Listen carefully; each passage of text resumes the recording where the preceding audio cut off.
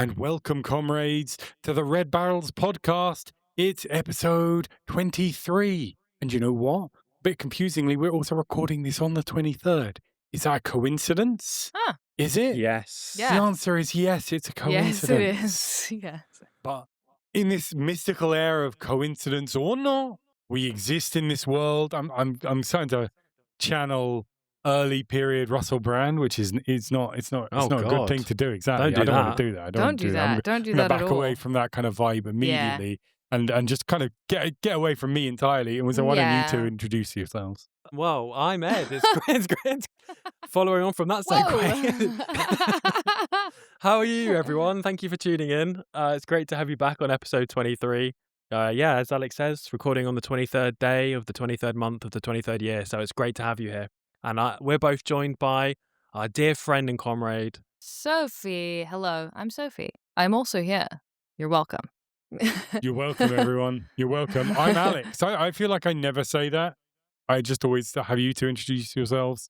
And I never introduce myself, which I mean probably is a mercy for the audience. Who you are, though. Yeah, like you're you're part of the sort of background of internationally culture at this point. famous. It's a bit like if you met David Attenborough and he went over and said he was David. He'd be like, yeah, I know. Exactly. I know. Very true. Very true. That's what everyone's been saying about me. National treasure. Yeah, I am a national treasure. It's true. I'm glad finally people are admitting that. But we're going to get straight on with things. And there's no time for dilly-dallying or shilly-shallying. We're going to get straight into the games. It's all go now. It's go time. And first up, that's right, it's going to be me. You're already hearing my voice. You're going to hear more of my voice. Yeah, you can't get away. Can't get away. So, the game I'm talking about is Dead Rising Deluxe Remaster, kind of amusingly referred to as DRDR. Yeah, so this is a remake, a remaster really, but the graphics have been completely overhauled of a game, Dead Rising, that came out for the original Xbox in I think 2006. This remake came out in 2024, so a couple of years ago now, but it was cheap on the PlayStation 5 New Year's sales, so I picked it up. And the reason I picked it up is because I remembered it had some interesting politics. But first, I'll get into what the game generally is. So this game is very, very, very heavily inspired by the movie Dawn of the Dead. In fact, I am vaguely remembering that there may have been suggestion of some kind of lawsuits regarding that. Because this is a game, I could be wrong. I'm dredging up an ancient memory that I may have imagined. But I mean, frankly, it probably, if they'd gone for a lawsuit, they could have had a point. Because this is a game where you play a photojournalist called Frank, who is helicoptered in to a town that is being overrun by zombies, but sealed in by the military, and you land on a shopping mall. And you go in the mall, and the whole game takes place in the mall, and you're just going around the mall, and there's zombies there. It's the mall zombie game, just like Dawn of the Dead, basically. So it's very, very heavily inspired. It's made by Capcom, which is kind of interesting because they also made the Resident Evil games, which are zombie games and heavily inspired, maybe less heavily inspired than on George Romero's movies. This is even more direct than those, even though it's not actually part of the Resident Evil canon. It's a completely different set of zombies in a completely different world. But this game, something that's quite unique about it is that it's got a 3-day, it lasts for 3 days, 72 hours. You are in this mall, and then you're dropped off by a helicopter, and a helicopter's coming back for you after those 72 hours.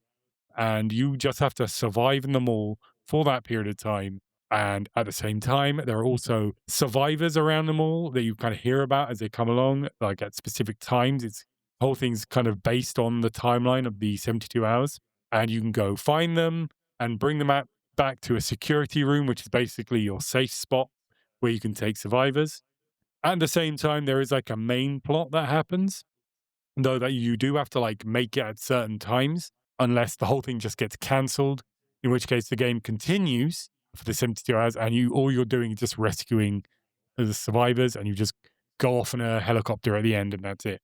But there is a main plot as well, where there's boss battles and so on, all sorts of cutscenes and characters and so on, and that has a different ending at the end of the 72 days. And spoilers, I guess, the ending at the end of that is that you actually have to stay in the mall for another 3 days while avoiding the military while they take it and clear it out, and you have some things to do there. So the big thing about the game is it's set in a mall, so all the shops are there. You can go in all the shops. There are items all over the place, and you can pick them up. So it's really kind of cashing in on.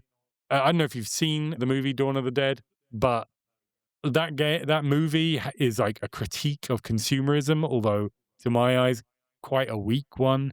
Pretty much, it comes down to there are zombies around the mall, and it's like, wow, man, aren't people who go around malls, aren't they like zombies too, man? Have you thought about that? Sick. Yeah, have you thought about that? These consumers, they just go around shopping and they become like zombies, man. You know what that is Whoa. nowadays? It's people who use social media. Yeah, they're like zombies. Yeah, aren't they kind of like Wow. zombies? They're kind of like yeah. zombies. Yeah. Guys, we're cooking here. Yeah, no, this is a satire completely game. novel analysis. So that's the thing, and there's also just the fact, like in the movie, the first thing they do is they just like clear out the entire mall of zombies, and then they just have the run of the mall, and they're like, yeah, they can just go in the shops, and like they can put on a fur coat because they can just have it because society's over, but all the stuff's still there, and it's like part of that fantasy, but it's like, wow, isn't that fantasy hollow? That's kind of the point of the movie. Whoa, kind of like social media. Yeah, kind of like social Yeah. media, man. Yeah. Whoa. Whoa. Okay, I'll stop doing that now. But in the game, I think actually this kind of element of it works a bit better because you are literally going around the mall into all the shops. You take stuff and you use it to fight the zombies, basically. So you can, there's like a bunch of stuff that's kind of useful. There are like hardware stores where you can like find like big hammers, and there's sports stores that have baseball bats in them, and you can see them. There's even a gun shop, though you have to kind of work a bit harder to find that. So there are like things that have obvious use for killing zombies, but there's also like a toy store, and you can like hit them with like a water pistol, or you can go into a music store and find racks of CDs and just throw CDs at the zombies. And there's all this stuff like there's food shops you can go into, and you can use them to get healing items. And so there is an element as you learn the mall, you know where the good bits are, you know where, the useful things are, because in a very unrealistic move, basically every time you leave and enter an area, it completely resets itself. All the zombies are back and all the items are back as well. So you never run out of things. Part of the problem with the game is that it quite quickly you work out what the best strategies are, and they are pretty clear. For instance, so as well as the zombies and the plot elements and the survivors, there's also what are called psychopaths, which are just like boss battles against a person, basically, that you have to take out.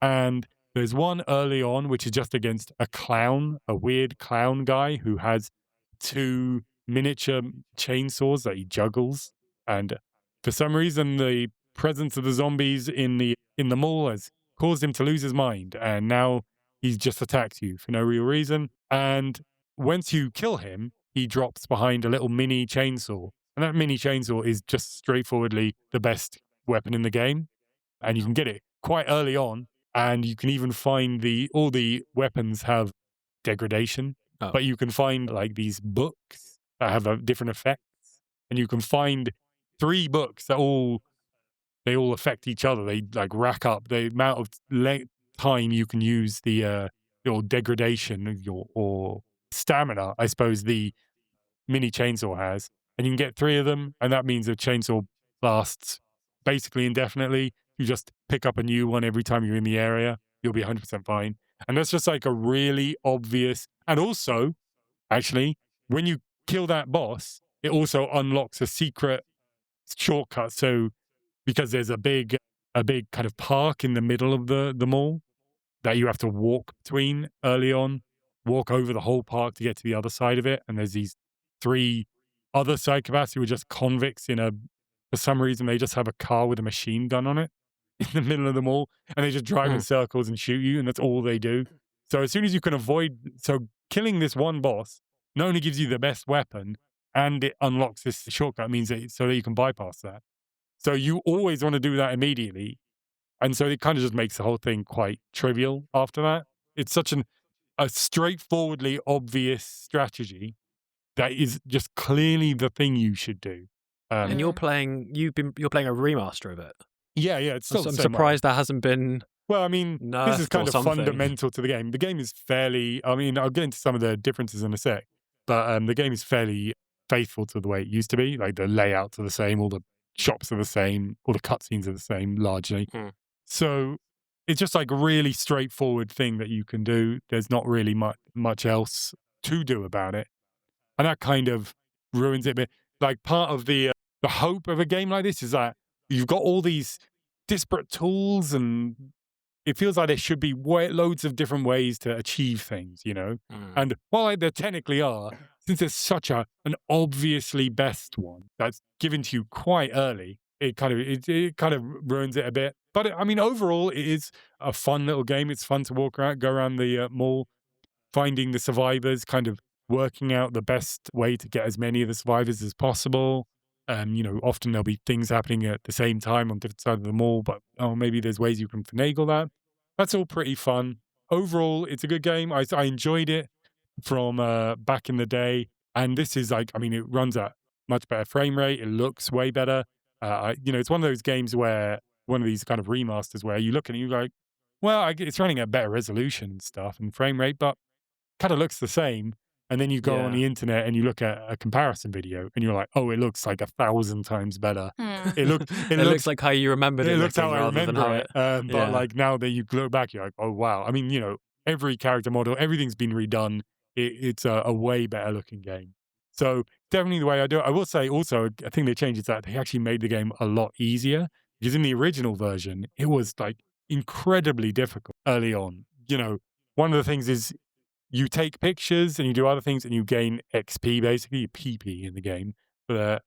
And you level up. And every time you level up, you just get a random attribute added to. So you get an extra chunk of health or an extra inventory slot or something. And the first time back on the N360, a big strategy that I remember doing, and I remember reading about, like, this is a really good way to play the game, is to just play the beginning over and over and over again. To just because basically the beginning has a bunch of essentially free PP that you can just get easily, and just do that over and over again to level up, because it's so difficult that you need a bit of leveling up early on just to get through the early stages of it. Whereas this time, not only did I get way more, was I leveling up way more frequently early on, but it was way more manageable and a lot more enjoyable. It was kind of unfairly and annoyingly difficult. But yeah, so as a game, I recommend it. It's fun time, although a little dated in some ways. But politics. So I will say, just off the top, there are some, like, this game is quite dated. This game came out in like 2006 or so, and you can tell. But they have actually changed some things around for this remaster. So there's a whole element. As I said, you're a photographer, playing a photographer called Frank. And so there's this whole thing where you take photos, and like, big swarms of zombies, you want to take a photo and you get a lot of points for that, or exciting things that happen, or specific things in the world. And every photo you take, it's graded on like various attributes. So we'll do the various things and say, oh, this is a brutality photograph. Like you have someone's head exploding or something. Or there's another one which is outtake, which is just like, a funny thing happening. And in the original game, there was one that was called erotic. And this was basically for taking pictures up of women's skirts. That's pretty much it. Women zombies mainly, but not just. There are women characters in the game, and if you take pictures of them, it was like you can get up their skirt, it will do a little circle around that, and it will say erotic in the old version of the game, and things Wise like that. move Yeah, to remove that. they've removed that entirely, but it's still like there are like basically 2 women in the main story of the game, and they're both incredibly hot. They're kind of very much the kind of women that a lot of the weirdos on the internet wish that all the women in video games look like now. And like there's entire cutscenes that are just framed on their bottom while something's going on the side of the screen, things like that. It's still not great in a number of regards. There's also one of those psychopaths I mentioned is like, it's in general also quite a fat phobic game. There's a lot of grotesquely fat characters in the game. That actually relates to some other politics, but I'll get into in a sec. But There's one in particular who is she's a cop, and it's kind of heavily implied that she's a lesbian, and she's grotesquely fat, and she's basically kidnapped a bunch of hot women for unclear reasons, and you just have to kill her. And it's really quite ugly. I saw in a video that actually there was a quite bad racial stereotype that they completely removed in the game. They didn't change this though. Wow. I'd actually forgotten about that. I was like, oh, wow, that's really bad. There's also, actually, this is quite interesting. One of the characters is like meant to be like a deranged military veteran, and he specifically accuses you of being a Viet Cong, and calls you a dirty communist because Hmm. he's like lost his mind. But they remove all references to Viet Cong or communism. He just calls you like a foreigner or something now. I think that may be because in 2026, the idea of a Vietnam veteran being not very old is a bit less plausible. They don't really make it clear that this is a period game, although no one has mobile phones, which would be notable, I guess. But so those are the kind of bad political elements of it. There's some quite interesting, quite good political elements of it, because in the overall story, it basically comes clear that the zombies have appeared in this mall because, well, firstly, and still isn't great. There are two characters who are obviously, I mean, I'd say they're Latin American, probably Mexican. They're really not detailed enough to say exactly what type of Latin American they are. Gross. But they're like mysterious. What's going on with these two people? It turns out they're brother and sister, and they are there because they have unleashed this zombie plague that is spread through bees on this mall. And they've done that because in their town of Santa Cabeza, their fictional town, the Americans set up an agricultural lab attempting to make beef more cheaply, and this mutated and turned into the zombie virus, and it killed a bunch of people in this town, and they've come back to America to inflict revenge on the Americans for doing that. So there is quite a big strain of Okay. American adventurism in Latin America, which is made it surprisingly relevant as I was playing it. And, it's pretty clear criticism of that. In general, as I said, this game came out in 2006. This was actually made in Japan. All the other Dead Rising games after this were made in America. But this one is made in Japan, and it's very much a game made about America by people who aren't American during the War on Terror. So it's very much kind of like criticizing American culture. Pretty much every single one of those psychopaths I mentioned, there's like a cutscene where you find out about them when they introduce themselves, and then also when they die, you get another cutscene with them. And they're all kind of like criticizing an element of America. Like there's a Vietnam vet. There are some gun nuts, multiple gun nuts. There's I don't know what that lesbian cop is meant to represent, to be honest. But there's also, there's a butcher who's like obsessed with meat. Big thing is this, that the Japanese clearly think Americans eat too much meat, which is true. And like a lot of this is all about, man, Americans' obsession with meat has led to this madness. So it's very much a kind of a criticism of America. And like it gets, I mean, what can I say? Blowback podcast season 7 or whatever, Santa Cabeza, it blew back in their faces. Presumably it's going to be coming. But yeah, it's kind of interesting that they just put this in. Like it's very much the kind of criticism people might have had of America. They aren't too getting it. It doesn't really criticize the War on Terror specifically, but it's back at a time when a lot of people were really sick of America, the kind of sentiment of Green Day's American Idiot, that type of thing. And this very much kind of encapsulates that. So in that regard, it is dated in bad ways, but it's also dated in a way that's like, it's like a reflection of a time politically, which is quite interesting in itself. So in that regard, it's quite good. I mean, no, I've got to be clear, these political elements are all incredibly kind of campy and broad. This is not in the smallest way a serious game. But yeah, just these elements are there, and that's quite interesting. Yeah, sometimes the interesting elements like that come out when it's deliberately trying not to be political, or Mm. it's when it's just trying to be really broad and general for everyone, that can kind of reveal what is considered broad and like to everyone's taste at a specific moment in time. So that is quite, that's kind of interesting when there's a sort of some hits and some misses like that in Yeah, a in a 20-year-old game. And I think I might have played the really? original. Yeah. Yeah, I just looked it up just now, and that cover looks very familiar. Can you use a lawnmower at one point as a weapon? Yeah. There's lots of Oh, I there's think lots of fun, think I weird did little play it. weapons to use, and that's one of them. Yeah. Yeah. Very long time ago, I would have Yeah. played it, like shortly after it came out, sort of thing. And I can't remember thinking it was particularly earth-shattering. No, I would say that also, like, the fact that it's got this, like, I mean, again, not terribly sophisticated criticism in America, but then it's also set in, like, the haven of consumerism, American consumerism. So they're clearly doing something with it. I mean, I genuinely think it's a better political satire than the Dawn of the Dead movie, though I think probably some people would take me to task for that. I'm sure there are fans who appreciate that film on a deeper level than I do. But yeah, it's just interesting to see that coming out in what was like a very mass market game. I think it was basically a launch title. It was either a launch title or like a very early game for the Xbox 360. And that's, for an American console. So they were very much making this for an American audience. And they're criticizing America in it and kind of taking the piss out of America, even more, just general American culture, even in kind of relatively harmless ways sometimes. So, yeah, I don't know. I found it interesting. Yeah. Nice. Well, that's Dead Rising.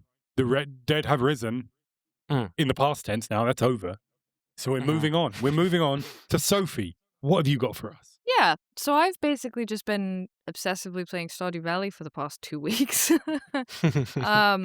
I kind of realized this morning that basically, I think I mentioned before that I used to play The Sims when I was feeling out of control in my life. So I used to play The Sims when I was sensing control or craving control. And I think Stardew Valley has replaced The Sims for me, which is good because it is a better game, but it's also an indication of how I'm doing mentally. So I'm joking. Is that an improvement or a reduction I think it's based an on The Sims? improvement because Stardew Valley is a better game, so it makes me less mad. So The Sims used to just make me mad when I played it as well. Like I'd play it to have a sense of control, but then also nothing would work, and I'd be like, "Wow, this game fucking stinks. Why do I keep playing it?" So I do feel better playing Stardew, That's good to and know. I think it is like a critically better game. Which, like, Stardew Valley, it's a classic at this point. I feel like it needs a little introduction, but for those of you who don't know, it's a sort of farming simulator and more. It's like set in a little town in the countryside. It's this cute little sort of pixel style. It's all made by one person, apparently, who's got a very much awaited game, Haunted Chocolatier, that they're working on now, which I am excited for as well. Set in this little town with like lots of different characters with different backstories that you can like romance and give gifts to and stuff, and they have and become friends with, and the world is very big. I think beyond what I've explored, because I've kind of restarted a Stardew map like 2 or 3 times.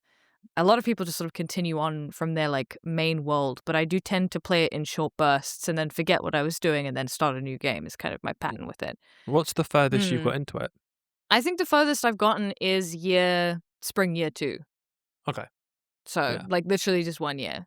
And that's where I've gotten to now, and I can feel it beginning to wane. So I feel like for me, it's really just that year-long mark where I'm like, okay, I've got the greenhouse now what? And there is so much more after the greenhouse, where you can like complete certain challenges to rebuild a community center in town. I guess basically the game can kind of take 2 routes, which is briefly kind of where the politics come into it, where you can either work together with the community to try and well, I say work together. You kind of do it all yourself. Bit of a weird system. You've joined this community like it's long existed, and you're just sort of the newbie in town, and you're essentially tasked with rebuilding the local community center if you want, I guess. And you sort of like that requires like collecting certain goods and then donating them to complete certain challenges. And as you complete certain challenges, different parts of the map will unlock, allowing you to explore more maps, or different sort of features will unlock, like the greenhouse, for example, that allows you to grow seasonal plants year-round.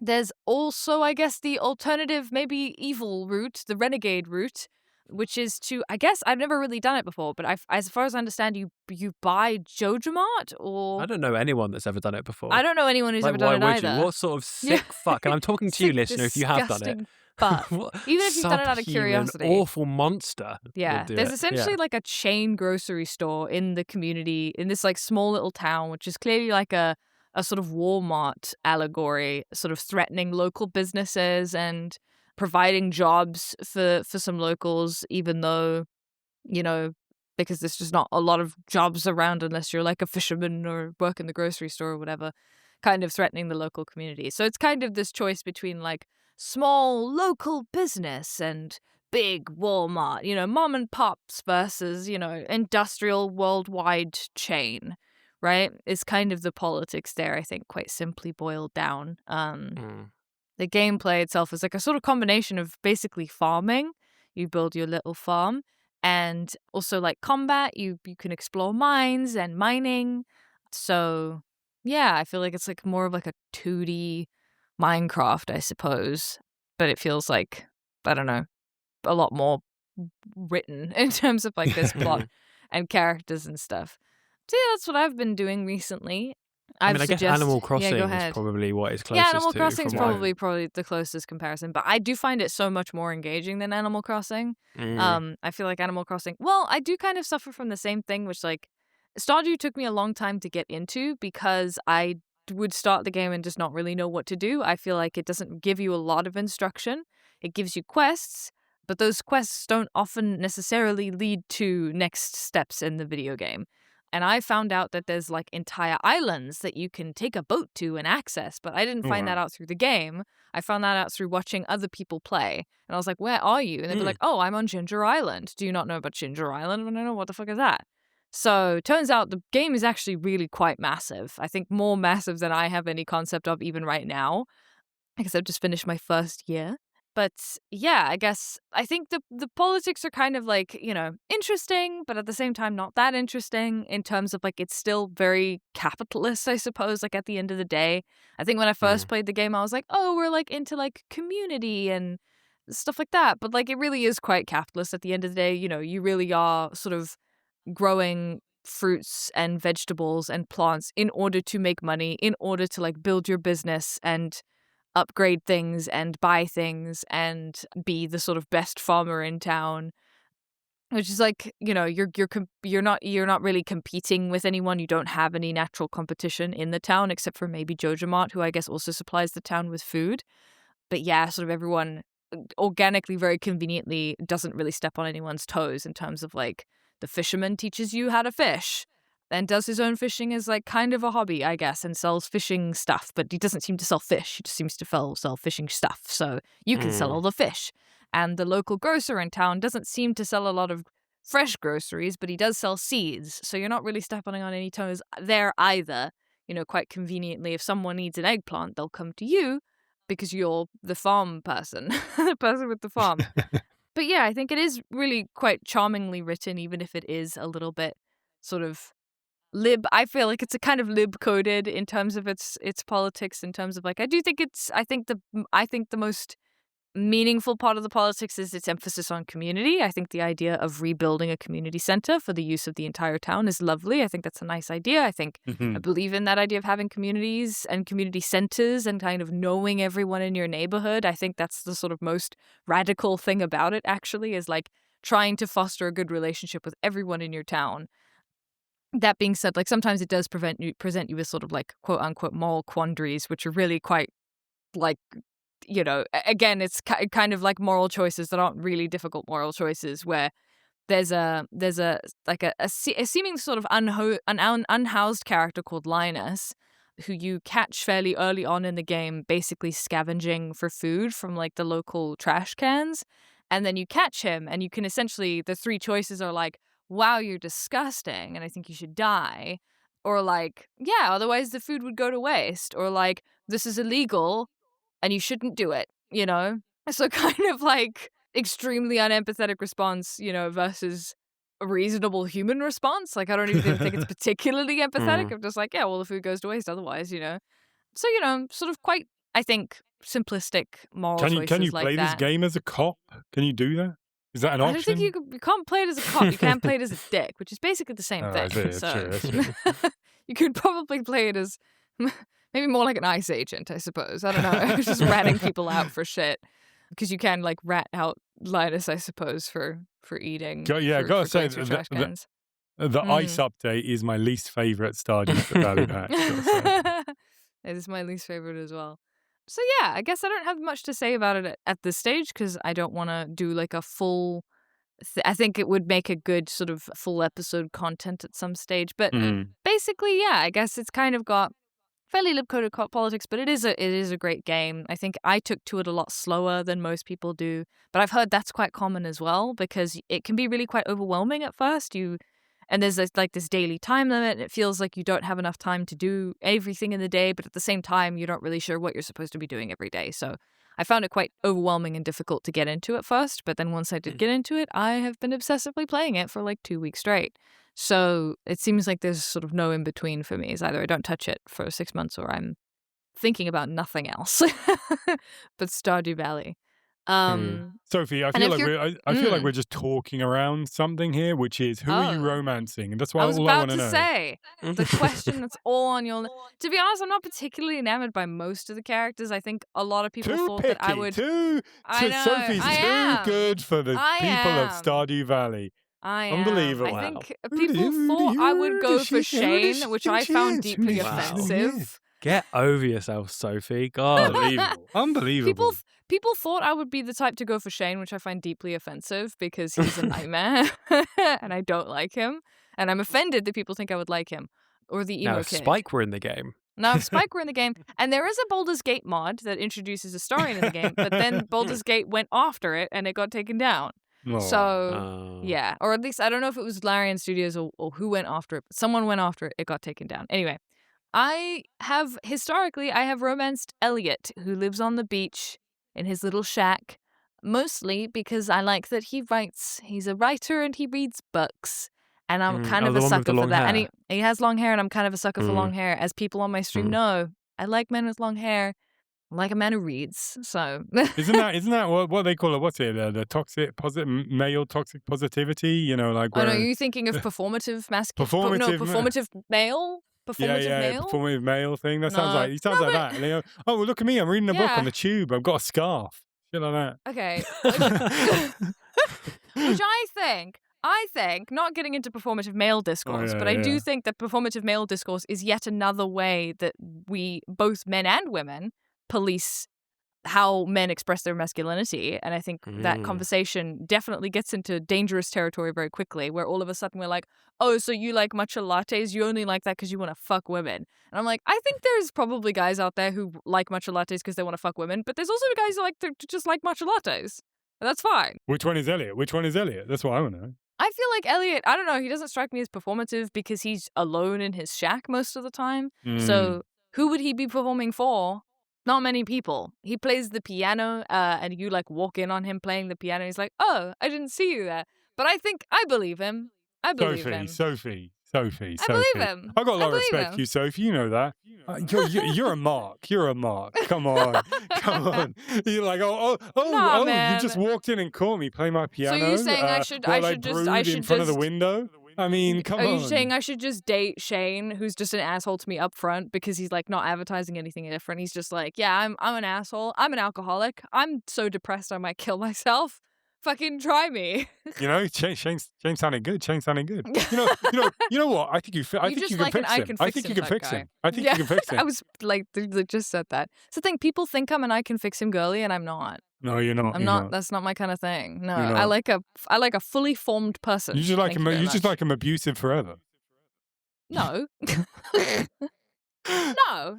All right. I like a fully formed person. Okay. But yeah. So Elliot, I guess, is the question there. Elliot is your squeeze. I mean, I have to admit, I have not played Stardew Valley.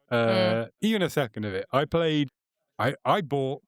Here we go. This is it. This is me being old man Alex again. I bought Harvest Moon for the PlayStation 1 back in the day.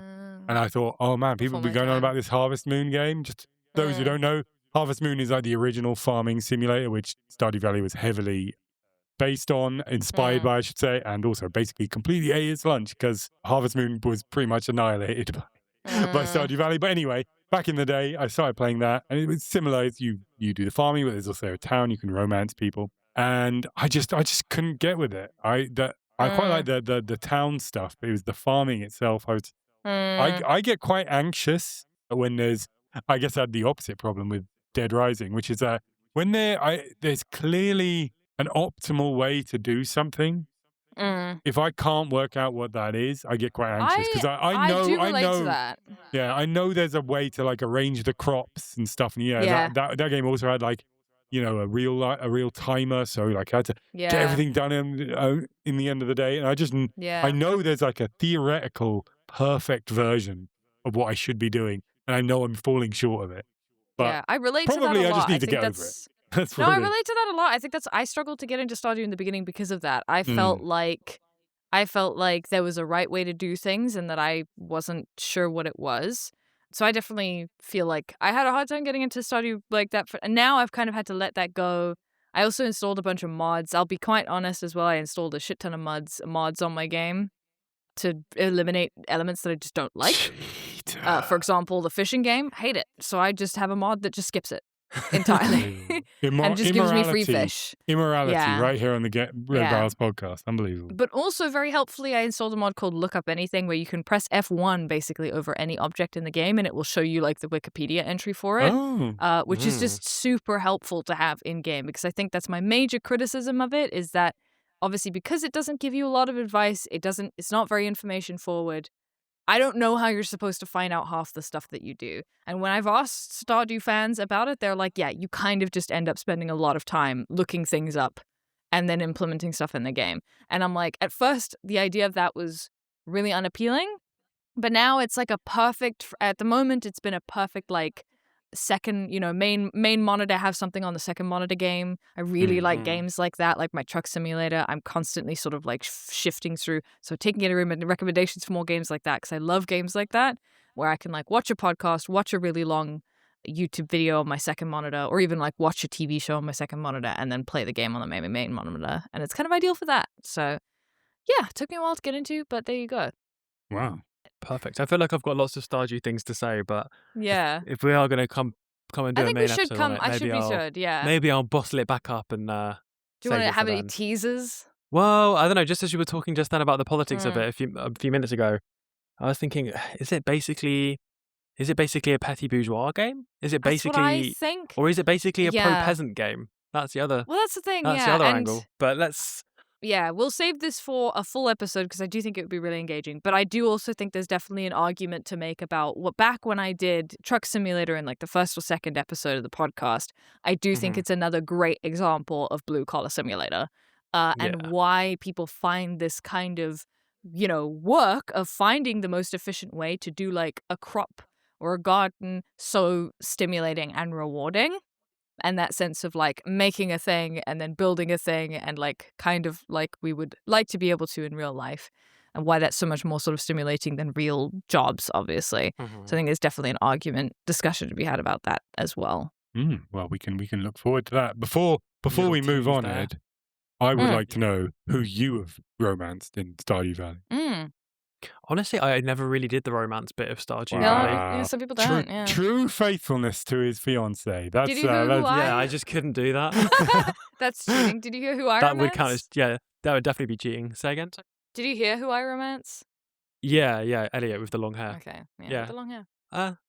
I think when I first met Elliot, I thought he's Elliot fine. was really annoying, and then Elliot grew on me because Elliot comes across like they're a poser, and then the more you get to know them, the more you're like, no, Elliot, that's just who Elliot is. He does actually like writing, yeah. And there's one thing which I think is insane, which is like early on, like when you're like 4 stars or so, and he's like, "What kind of books do you like to read, Soph?" And I'm like, "Oh, I like sci-fi." And he decides to write a sci-fi book later. I'm like, Elliot, that's fucking crazy. You don't know me. Sofie, you are absolutely a mark. Jesus Christ. This is so easy. It's so easy. Okay, and yet why has nobody written a book for me? Well, I mean... this is not an invitation audience. Don't write Sofie a book. That would be weird behaviour. You're bringing a world of questionable... Write a book for me, Stop. audience. All right. Stop. Do it. I dare you. I double dare you. She said it and we didn't. No AI allowed. All right, on that bombshell. They've already switched off to write the book by that point. Yeah. On that bombshell, Sophie demands a book from every reader. Every listener, I should say. Is that we're is that really too much to ask? Yeah. Come on. Yeah. I don't think so. Why don't we move on? Why don't we move on from that? Or a poem. Find out. I'd say that'd be good. Yeah. Poems Is there a are word more limit? reasonable, Maybe a but poem. maybe slightly more pretentious, which is hard. I think maybe if you I mean if you read and write poetry, then it's just poems. Yeah, but then Really it's just like nothing. It's like, well, yeah, you could just knock off a poem in his sleep. It means nothing to me. Write a book or poem for me, audience. Anyway, moving on. You've received your orders. So Ed, what have you been playing? Ed. God, I was just trying to see if I could come up with a limerick real quick about Sophie, I was but seeing all you I can think of that chewing rhymes on with that in Sophie. your head. That's All I can think of is trophy, and I need another one for a limerick to work. OG, that's not going to work. OG. Okay. Aw. I've been playing Soapy. Factorio, my friends. Soapy? Yeah. Soapy, So offering. This is going bad routes. Okay, all right. Factorio. Yeah. Stop. Do that Stop. again. Factorio, let's go on Factorio. Come on. I've been playing Factorio, which is a construction and management sim from Woob software. I'm not sure how you pronounce it, but Woob, I hope, Woob. WUBE. It was in early access from 2016, but it was officially released in 2020, but a lot of people played it beforehand. It was quite popular. It's a game all about building a system and watching it go. Your character is stranded on a strange planet, and your goal is to build and launch a rocket, starting with manual tools. One sec. Sorry, Meta tried to do an update. Starting with manual tools and lay resources. And resources like stone, wood, copper, iron, coal, all the normal sort of stuff. To launch the rocket, you need to have undertaken a lot of research, and you do this by creating science packs and feeding them into the research labs that you've built. And then doing this, you unlock new technologies one by one until you get down towards the base of the technology tree, where the technology to launch rockets can be found. Although there are many optional technologies as well that you can choose to research. So just to sort of ground that a little bit and give you a feeling of what the game's actually like to play, I'll give you a sense of the gameplay loop. So what you would do is you would open the technology tree and you'd look at what technology you wanted to research. Let's say you want to research something called repair packs, which can repair your machines and your buildings when they get damaged. You can see that the repair pack costs 25 basic science packs. So then the next question is, how do you get a basic science pack? Well, to get a basic science pack, you need a copper plate and an iron gear wheel. Okay, so how do you make a copper plate? Well, to make a copper plate, you mine some copper and then you smelt it. So what you might do is get a mining drill, which runs on coal, and you'd put it over some copper resource. It would mine it. You'd set up a conveyor belt, taking the copper to a furnace, and then you'd use an inserter to take it off the conveyor belt and put it in the furnace, and then another one to take it out when it's now a plate and put it in an assembling machine ready to manufacture the basic packs, science packs. And on the other side, you also needed the iron gear wheel. So you'll do the similar thing with iron, get an iron plate, and then you put that in an assembling machine and turn it into a wheel. And then you put that into the final assembling machine, and now you're producing basic science packs automatically. So that's just a sort of sense of how this whole game is played. You look at a thing you want, you break it down into all the things that you need to do to get there, and then you're sort of separately setting up a little process, a little system that feeds into the ultimate thing that you're trying to build. And the loop only grows as you research more and more technology. For example, I mentioned the mining drill runs on coal, which needs to be replaced. So you might eventually upgrade to a system that runs on electricity instead. So you don't need to replace the coal in the drills, but you do need to set up an electricity-based machine and increase the amount of electricity you're producing to keep up with the demand from the new stuff. And electricity can be based on coal or solar power and eventually even nuclear power. So you'll need to solve a whole bunch of problems around that. And that's how the game goes. As you get through the game, the science packs that you need to progress towards the main rocket objective get more complicated. They've got more stuff in them that requires a whole bunch of different things. And so you end up with this massive system all sort of feeding resources into these various machines, producing all kinds of stuff. And the system ends up feeling almost organic, like it sort of grows in response to need, with a system added here to produce this thing, or a system here to produce engines, let's say, all putting them where they need to go. It ends up being this sort of unplanned, but like this intricate web of systems that all kind of work together, which, like, if you were just looking at someone else playing the game, it would be utterly incomprehensible. Yet you, as the player, you end up with this sort of intimate knowledge of every aspect of this little sort of snowflake that you've created, how it all fits together. Without having even properly planned the whole thing, it just sort of emerges from your gameplay. And it's quite compelling. So that's kind of the reasoning that you need to do. You choose a task, and then you're basically solving the little puzzle of how to get that task done. How am I going to get this quantity of material for this technology that I want to research and feed it into this machine? And because of that, the game is sort of it feels like a series of self-directed tasks to complete like a wider project. And you get that kind of satisfaction that comes with choosing something and completing it. And you also get the satisfaction that comes from basically solving a little puzzle. So there's like there's those two different elements that games can do both at play at once, which makes it quite addictive. More than that as well, because like I said, there's this sort of organic growth of the factories and the systems that you're making. You also get to see your sort of capacity like constantly expand physically in size and complexity. Like there's loads of games where you get stronger or whatever the longer you play, but here there's like a physical representation of like the complexity and the capacity of the thing that you've built. So with those three elements all together, like the self-directed tasks, the pleasure of solving puzzles, and the ever-growing system that you're like intimately knowledgeable about and have set up, it gets to be very addictive. I mean, I first became aware of this game in 2017 when I watched H Bomber Guy's Game of the Year 2016 video. Maybe you guys have seen it. And in that video, he describes opening the game for the first time, playing it for what felt like a few hours, and then looking at the clock and realizing he'd spent 19 straight hours playing the game.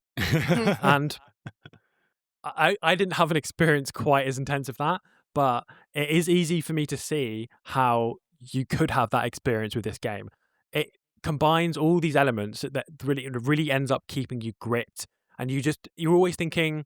And I do have this with Stardew as well, actually. With Stardew, I'm often thinking, I'll just do one more day. Okay, all right, and then I'll stop. Oh, actually, no, I'll just do one more. And it's the same thing here. Because I'm self-directing tasks, while I'm doing one task, I'll think of 2 or 3 other things that I should also fix this thing or do that when I'm here. So it ends up being, okay, I'll do this, and then I'll do this, and then I'll stop. And then in the process of doing that, you think of 4 more things that you want to do. So it's just this ever-growing loop of things that you want to do, which makes it so hard to get out of it. And not in a bad way either. Like it's fun. It's fun how addictive it is. Because you're solving puzzles, it's not like brainless fun either. It feels like you're doing something. Like it feels like it's more like solving a crossword than a word search. Do you know what I mean? Like there's a little bit more to it. And I've never really played a game like this before. I've not really played anything in this genre of construction and management sims. I mean, I know there are other games that are quite well known that have a similar style. I mean, I've not played Infinite Factory, but that's another game, came out in 2015, which I think has got some similar elements.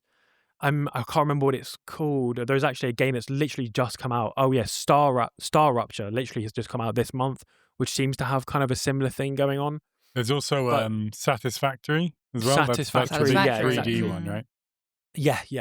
So I've never played any of those. So for me, this was a new experience. But the closest thing that I have played to this was playing Tekkit back in like 2012. If you guys know that at all? No, I've not heard of it. So Tekkit was a mod pack for Minecraft, which combined a load of the most popular Minecraft mods into a single download, into a single pack. And 2 of the most popular mods were Industrial Craft and Buildcraft that were in Tekkit. And they both did a similar thing, which was they added like a series of machines to Minecraft. And you could similarly end up with this like web of machines with things mining for you and your resources being piped around the place and sorted into different chests and all this kind of stuff. And it was a very engaging addition to Minecraft. And the periods of time when I've been like most addicted to Minecraft, it's largely been playing Tekkit or any one of the successor, Feed the Beast or whatever. There's a bunch of similar things. Yeah. And in fact, the similarities to Factorio are not a coincidence. The game's lead designer, Michael Kovaric, perhaps, he called those two mods specifically, Industrial Craft and Buildcraft, a huge inspiration for the game. He began tinkering with those mods, but then he found the systems of Minecraft a little limiting in terms of his idea about automation and limits of the engine and all that kind of stuff. So he just made it. So he made his own game based, like, basically fully inspired by that kind of thing. So I don't know. It's just another little example of the magic of modding. You know, an entire critically acclaimed game is basically a spin-off of someone playing around with some Minecraft mods. I have to say, while I'd forgotten the Tekkit name, Christ, probably about a decade ago now. Actually, I played Minecraft quite a bit when it came out, but then a few years after that, I got really into. I barely ever actually played modded Minecraft, but I got into watching videos on YouTube in what was frankly not a terribly mentally healthy time in my life. Just kind of watching. There's this one guy who's called Direwolf20, and he just had these videos where he would just like play modded Minecraft. And yeah, it's kind of hypnotic just seeing, especially when you have the original game of Minecraft and you know what it's like, and then you're like, okay, now we're gonna just like strip mine entire chunks of the world by building these machines, and then all the material you get from these mines are like fed into your little home base in ways. And yeah, definitely when I first started seeing Factorio and all the games that kind of spawned that were similar to that, I was like, oh, this is based on modded Minecraft, isn't it? Because I mean, it was a very just hypnotic thing to see, just like. And I think especially, I don't know, this is maybe a reason why I was less interested in the actual factory games, is that the part of the appeal was the subversion of the normal game, you know, like how hard it would be to do this if you were just doing it exactly in Minecraft. Yeah. So you play normal Minecraft, you go down into you make a little mine, or you go down into a cave and you find some gems or diamonds or whatever, coal, and that's what you get. And then you're like, well, what if I could just literally just empty an entire, like as far as I could see, down to the bedrock, and I get everything from it. It's like total extraction. Which I mean probably is something of a political element to it in itself. Well, Alex, stay tuned. And I suspect that's where you're going. But yeah, that's kind of the appeal of it. But I wonder if it's less of an appeal when the whole game is built around that. It's more of an appeal when you're like specifically doing it to something that is not built for, you know? But I don't know. Yeah, I had a similar experience. I absolutely, back in the day, I loved the Yogscast. Those guys. I'm not sure what their politics are, so this isn't necessarily an endorsement. But I really liked their videos, and yeah, their Tekkit playthrough was a lot of fun back in the day. And yeah, I had a similar suspicion about the sort of offshoots for the exact same reasons that you've outlined. So on a similar wavelength there. I do have a better place in my heart for Tekkit still, I have to say, for the reasons you've outlined. But Factorio still is a lot of fun in like a separate kind of way. Like it's not quite, wow, it's mind-blowing that I can do this, but it's more like more effective of like assembling a little system and watching it go. Like that part of it is much cleaner, but you don't get the kind of the thrill of it in the same way that you do in Tekkit or my other Minecraft mods. But yeah, since you brought it up, let's head to the old politics of Factorio. So there's not really a story in this game beyond the premise, so thinking politically about the game, we're obviously going to be focusing on the gameplay. As you've alluded to, Alex, it's a game that's really interested in production, in extraction, in endless expansion, and it's a game that makes all of those things fun and kind of addictive to do. So there's obviously something to unpack about how this relates to the system of production, extraction, and endless expansion that we're all subject to. Capitalism. Is this a game that, in being so fun and addictive with those elements, is therefore inherently celebrating or romanticizing capitalism?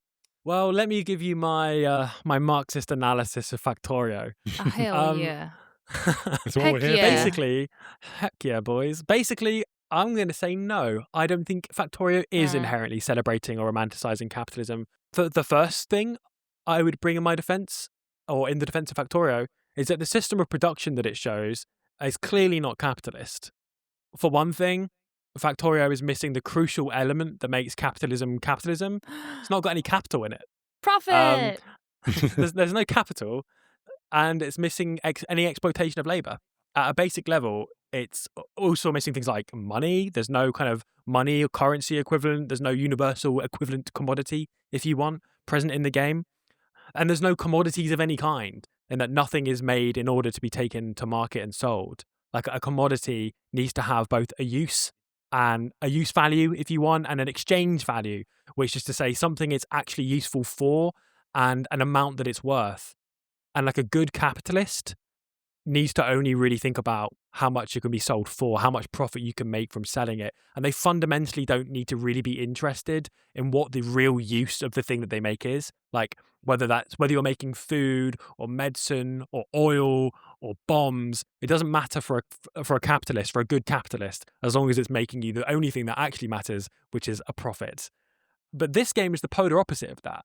The only thing you care about in this game is the actual use of the things that you're making. It's the use values. So in that sense, the production in this game is literally the exact opposite to capitalist production. And as I say, there's no exploitation of labor either. You're the only person in the game, and the technology available to you makes you a highly productive individual. Like you're able to automate huge amounts of work, but it is still just you at the end of the day. Like, yeah, you're creating an amount of product which in the real world would require some like large scale system of production, but it is just you. I mean, capitalism is all about starting with a certain amount of money, isn't it? Exchanging it for some commodities like labor power and means of production. And then they're using the value that you extracted from the worker. You end up with more value, more money than you started with. At really every stage of that process, Factorio diverges from how capital works. No money, no commodities, no labor to exploit, and no market. So Factorio is clearly presenting an industrial scale production, extraction, and an expansion system, but also one that is clearly non-capitalist. Now, that doesn't necessarily give it a complete, like, clear bill of health politically. Like, it's not, all sunshine and roses. Like, there are clearly are problems associated with excessive extraction and constant expansion, regardless of the economic system that's doing that. Like a crisis caused by lack of resources, which in real life can often lead to violence in order to acquire more. And it can also, of course, lead to a climate crisis. But the game does include those elements. Like, it doesn't just let you get away with all that kind of stuff. There are consequences to your excessive extraction and pollution. You can run out of resources and be forced to go and find more and potentially have to fight your way through these alien creatures, which are quite difficult, in order to secure those resources. And if you're not careful, all the pollution that you emit will agitate those alien creatures and make them come and attack your base. So there's a cost associated with that element too. So I would say Factorio, I think, does tap into that joy that capitalists get of like seeing their capital go up, seeing their power expand, while also tapping into, at the same time, and on the other hand, the pleasures of being a worker, of building something with your own hands. So, but I think it does that by simulating a system of industrial production that is not capitalism, but it does have some of the issues of a large-scale system.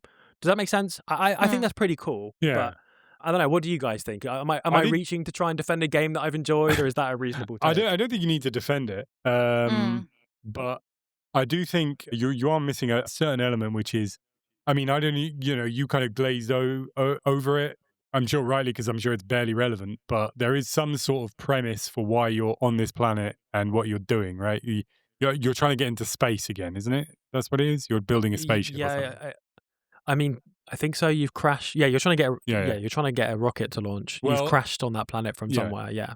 Well, I mean, presumably, after the game, you got into space. You now have an entire planet or something, or a large chunk of a planet anyway, that's just covered in robots that just produce for you, and you would then theoretically be able to use that power to extract a lot of value from the planet, which you could then sell. So I'm just saying, you're kind of creating the situation that a lot of the tech billionaires are trying, obviously, to reach at one point, where everything is automated and it's a giant machine that exists to increase their own personal wealth without any actual, even the smallest element of quote unquote trickle down that actually exists, which doesn't. But, currently a billionaire does have to pay some people and give some of their wealth in order to more indirectly gain their own wealth, whereas this would even remove that element. and it would just be an giant automated pillar just pushing these people up into the stratosphere. And that's sort of the situation you're creating, right? Everything is, for me, this colossal system exists to give me, I mean, maybe not wealth if all you're doing is trying to get into space, but like, advantage in the world, right? Yeah, I mean, you're creating a fully automated system, but equally, you could be creating a fully automated luxury communist system. Yeah. You know what I mean? Like, but it's but true. for the benefit a of one capitalist could come person, along that's the point. and try and yes, but it's also for the benefit of 100% of the people in the community, just you. But you can view it either way. You can view it either way. I think I'm not saying it's like a communist game either, because it's not simulating any of those like social elements. Like, I think it's importantly, I think for me, it felt like it might be, I was suspicious that it might be kind of a pro-capitalist vibe, like playing it, like maybe not intentionally. And so then when I really thought about it and thought that it sort of wasn't doing capitalism, that's as far as my claim goes. Like, I'm not saying it's doing socialism or communism or any other kind of intelligible system. And I'm not saying that the automated system that you produce couldn't be used to benefit capital hypothetically, but like, that's not what the game's doing. So I'm happy with that. Yeah. I'm kind of inclined to agree in terms of like, as I think I got the vibe of like, yeah, I guess it's the absence of capitalism, not that it is necessarily anything else, or that it is anything. I think the whole point of it is that it is just kind of this suspended in non-reality. And it feels Can more you have like a social economic system without a society? Probably not. Yeah, that's the thing. Right? I don't think there is a society. It feels more like. So we're saying there's no such thing as society. That's the position of the Red Bars podcast, is it? Yeah, there's no such thing as society. We do not live in one. There is none. I think it seems to me more like a little, like a mechanical toy almost. Like, it just feels like creating a little mechanical toy and playing with mechanical systems. So almost more like a toy train track, in that it's a toy train track where it's like it could be in a city that is communist or capitalist, but it by itself, it's just a train track. I guess it's just a series of systems and mechanisms. Is kind of how it seems to me, like a toy box. No, I think that's pretty accurate. As I said at the start, it does feel like part of the joy is you get to set it up and watch it go, and so it definitely has that in common with like Hornby or whatever. Yeah. So I think that's basically correct. So I'll give you my closing thoughts. Well, before you do that, the game. I was wanting to say, which is that I think I don't really have a problem with it, even if it is like about accumulating your own power and wealth. I think that's fine for a video game to do that. I think as leftists, we can underestimate the inherent allure of the capitalist vision of like, man, what if I can bootstrap my way up to being a billionaire? I think that there is an element of that, even if it's unrealistic for the vast majority of people and socially damaging, but it's also fun. Absent of everything else, I'd like to do that. Yeah, I'd like to work my way up and into incredible riches and just like extreme power and wealth. Yeah, absent of all other considerations, that would be cool. And I mean, I think that's kind of what Stardew is about. Yeah, anything. exactly. I think practically all video games have an element of this. Mario accumulates stars in Mario 64. At the end of the game, you have more stars and you have more power that you can use the stars. It also accumulates coins, which is less of a metaphor. But I think it's fine to do that. What I'm saying is, I think it's good. It's video games represent the possibility of having the catharsis of doing that, enjoying that experience. I think that's a fundamental part of human experience, to enjoy doing that in a way that is not socially damaging to the rest of society. So I think it's fine and good. I agree with you.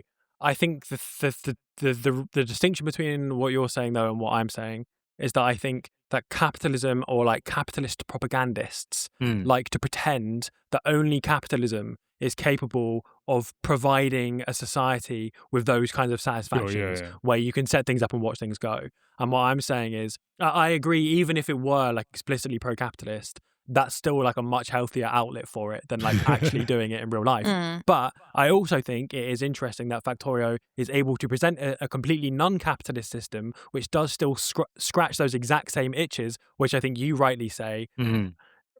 well, whether it's a part of fundamental human nature or what, who can say? We Yeah, only sure, have sure. lived in a very brief period, but like it's certainly something quite deep within our psyche is that kind of the appeal of those kinds of activities. And I do think it's interesting and important that Factorio shows you don't need capitalism for that shit. Like you don't need the exploitation.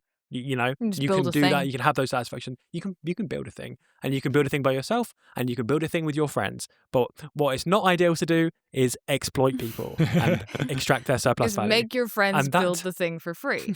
Don't do Yeah, that. and then sell the things that you've made and give them a tiny cut. That's not ideal. Don't do That's that. not right. That's So- not right. Yeah, so that's kind of what I was driving at to some extent. I think, but thank you for saying that though, because I think that did clarify for me what it was I was sort of trying to say when I was saying it was not capitalist. So that was helpful. But yeah, overall the game is really good. I would recommend it. I mean, I did have a couple of small issues with it. Like the combat, as I referenced, was not really that interesting. It was slightly more annoying towards the end of the game. I had my whole system set up and like getting everything that I needed to progress, but then my system was so that I was running out of resources, and I would just be spending all my time going to try and find more resources and being engaged with this like boring combat thing. And at the same time as this, like to finish the game was just taking a really long time because everything was getting put into the right place, but it was just like a matter of waiting for the progress bar to fill up on whatever I'm researching. Because obviously, as you continue in the game, the time required to research the things get longer and longer and longer. And it was like this careful web of stuff, like I said. But like by the end of the game, I was like, well, I can't really interrupt any of this stuff without completely trashing the whole system.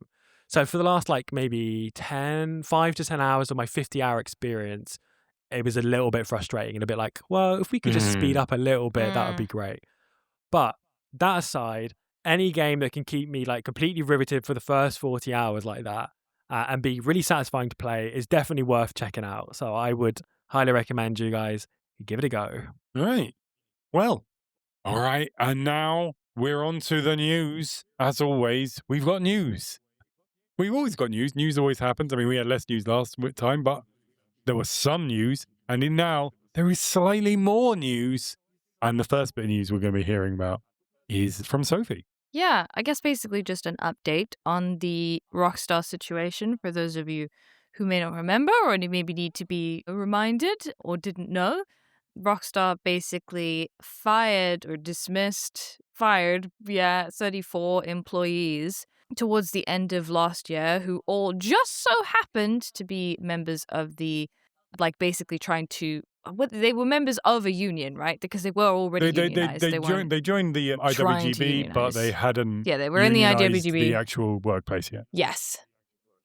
Okay, so they were all in the IWGB, supposedly because of Rockstar Games claiming that they had shared internal information or leaked internal information outside of official channels. The information in question being a seemingly deliberately released email after hours, which was then discussed briefly, I think, in the Discord channel, in the union's Discord channel, which they're claiming is basically leaking valuable information.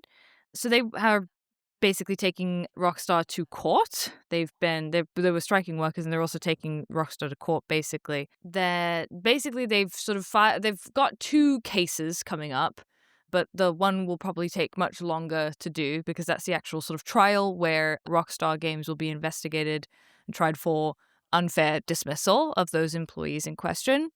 The trial that recently took place, or the case that recently took place, was instead the IWGB's application for interim relief for the 34 dismissed employees.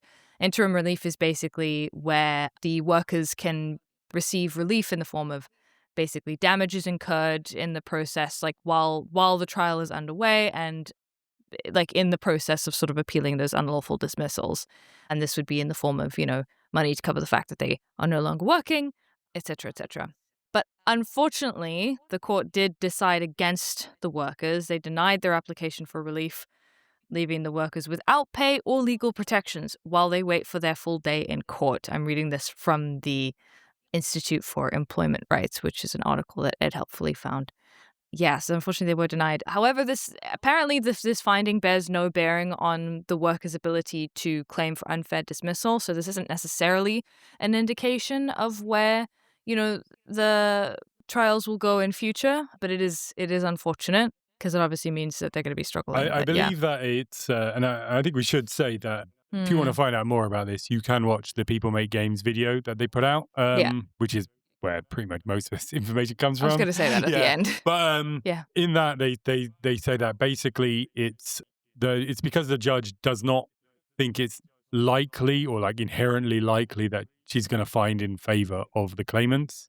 So it probably is not a great sign going forward, basically. But as the IWGB game workers said in their statement, there's a much higher bar to get the interim relief than there is to be found exactly. in court. Well, so it's still to play for, basically.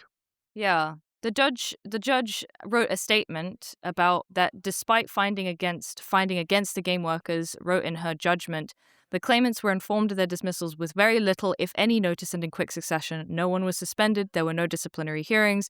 The claimants were not given the opportunity to respond to allegations of wrongdoing before the decision was taken to dismiss them. Comments relied on by the respondent to dismiss the claimants were obtained without the knowledge of employees using Discord, described by the claimants as covert monitoring. There was no evidence of the respondent having suffered any adverse consequences as a result of these postings. The claimants were not informed until around 6 weeks after their dismissal, and having appealed against dismissal, of the comments that were said to amount to gross misconduct. Many of the claimants felt humiliated by the manner of their dismissal. So I don't know, that sounds quite sympathetic. I think it is just that the bar for interim relief is very high. So the IWGB said themselves that they don't believe that this will impact the overall case regarding unfair dismissal because the bar for this is so particularly high. So I think that's what they say themselves about it. I don't remember where I heard this. If this was in the video, but have you heard what the actual leak is of? Like what the information is meant to be? It's incredible. It's an unbelievable information that has turned my very idea of what Grand Theft Auto could possibly be, and I'm sure every single one of its multiplayer, its competitors is going to be all over it. Yes, the big reveal was that one of the employees mentioned in a Discord message, which again was not publicly observable, but could be seen by some IWGB like representatives, that they were testing 32 players, baby. 32 players. So what this means is that Grand Theft Auto 6 is possibly going to have 32 players in its online mode. They might take that ability away, but they have at least tested that, and they may even have more. And that's an unbelievable change because, as I'm sure you're both aware, the current GTA Online, that only, I mean, it's a huge change. That only has 30 players online. Yeah. 30 players. They're boosting it. They're reaching the stratosphere. They're going all the way to 32. Yeah, possibly, maybe if they follow. Does that mean that you two can finally invite me to your GTA? Because you said there wasn't enough space before, but now with 2 extra. Don't know. I've got quite a big waiting list. That being the leak, right? The Rockstar are sort of contending that these workers have been dismissed because of like material damage that they've done to Rockstar. If this is what the damage is meant to be, like, I mean, I'm not a lawyer, but that sounds like a stretch. The judge said there was no evidence of the respondent, i.e. Rockstar, having suffered any adverse consequences as a result of the postings in Discord. So, like, the judge is on their side there as well. And it's hilariously in that People Make Games video, they said that Rockstar insisted that this information stay completely secret and not be publicly stated in court, lest their competitors find out. But then Chris Pratt could just go and read the documents in the court himself and find out this scandalous information. Yeah, Rockstar didn't put reporting restrictions on it. So apparently it's worth firing people for, but not worth asking for reporting restrictions, which they could easily have done if it was actually relevant in any way, which it seems very likely that it's not. Well, I don't care. I don't care about what they put on restrictions on. As all our listeners will be aware, this episode has been titled Rockstar GTA 6 Secrets Revealed, because, we've got to game the algorithm somehow, right? I just wanted to also sign off, I suppose, but basically the IWGB response, they released a statement in response to the findings. I'll just read a couple of paragraphs here. Quote, "We have always been clear that interim relief is an incredibly high bar to meet as a temporary measure before the substantive tribunal, and it would have been almost unprecedented for a judge to award this to a group of this size. That we did not secure an interim relief order means the especially stringent condition required for this kind of hearing were not met, but does nothing to suggest that Rockstar will not be found guilty of unfair dismissal when the case goes to trial. We remain confident in the strength of our case against Rockstar Games, and we reiterate our firm belief that Rockstar broke the law when it summarily dismissed 31 union members. We look forward to the day we face them in court." So obviously a blow to the overall efforts, but they don't seem particularly discouraged. And I think the judge's statement as well on the case is not particularly discouraging. As they said, it's such a high bar to meet. It would have been so difficult for 34 people, I suppose, providing interim relief and covering that bar to meet for 34 individuals is difficult. So, I mean, disappointing, definitely, but I think not all is lost. It's still incredible that they're getting to go to court in the first place, I think, as well.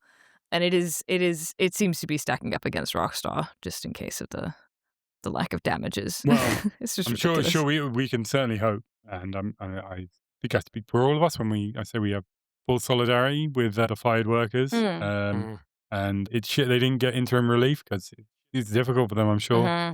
And we hope they can get by. And I will say, I don't even know if they there must be some way to donate to the IWGB strike fund. Probably that would be a good idea in general, but especially here.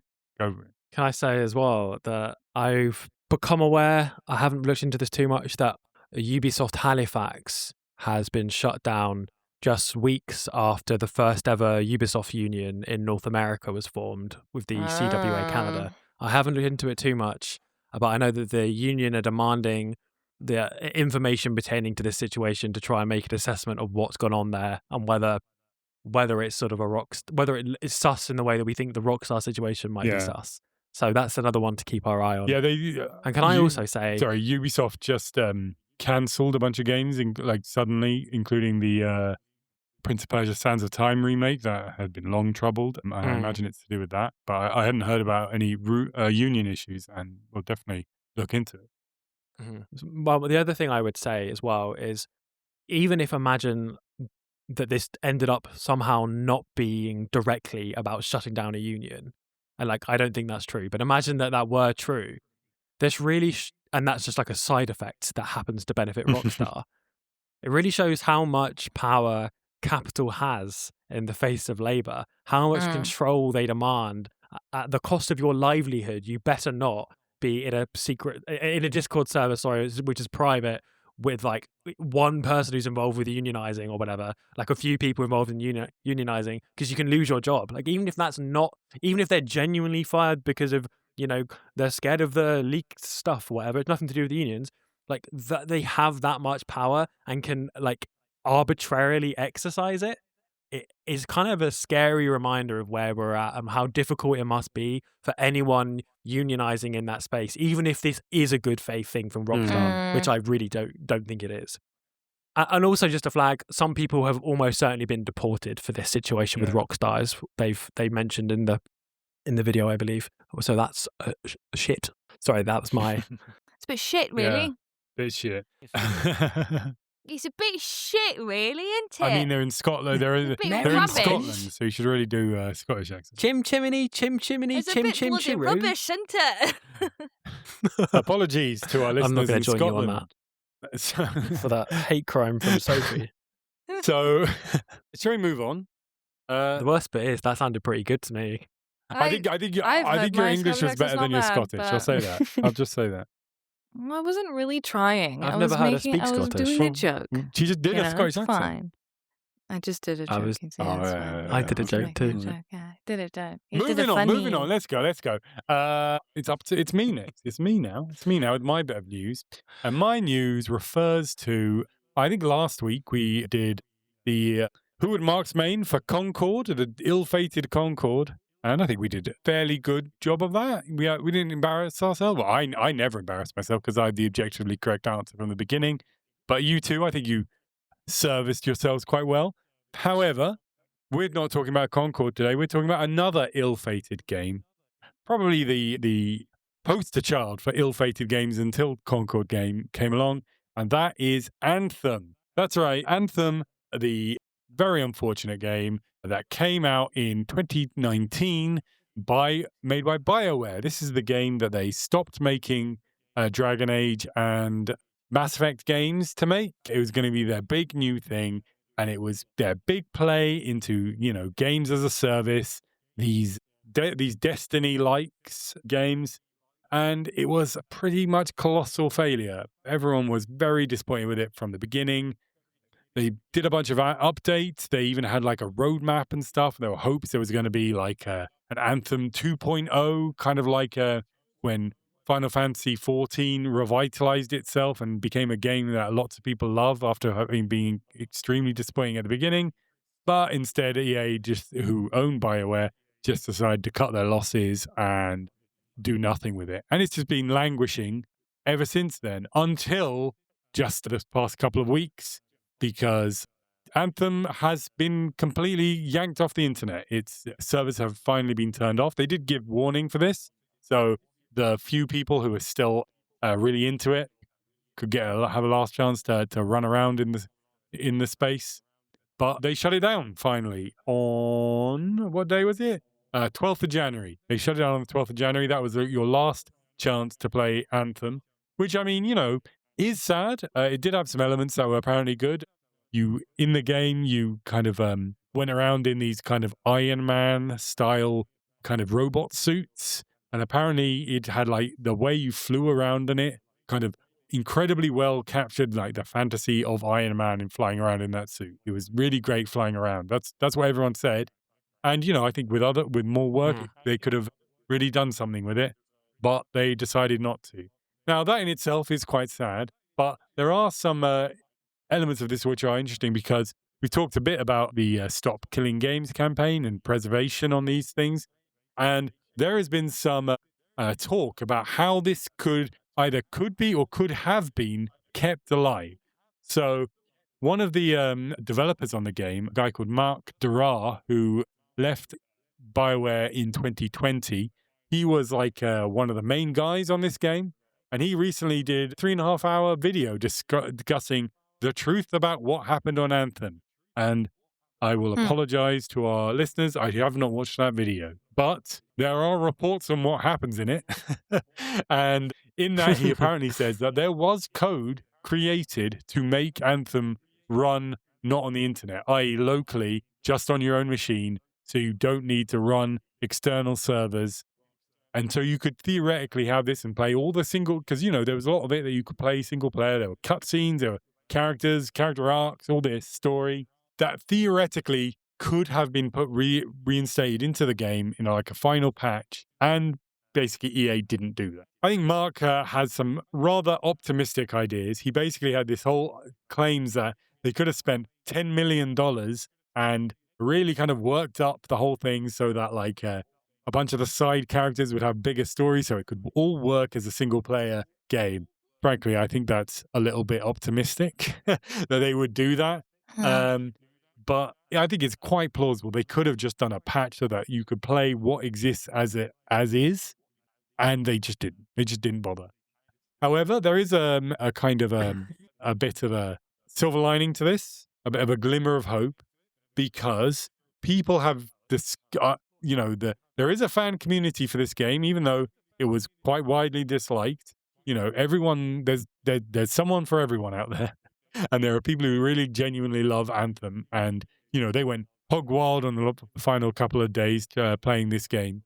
But there have been people who are trying to keep this thing going, who are modding the game and trying to get it run on their own servers.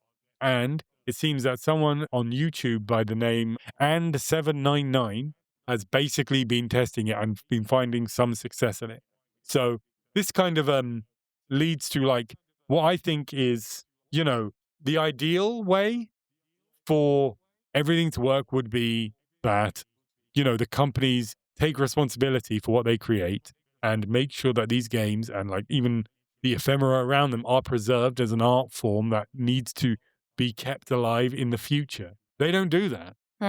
But the secondary thing is fans, the community who will go in and they will mod these games and they will do all sorts of other things to keep them going in some way.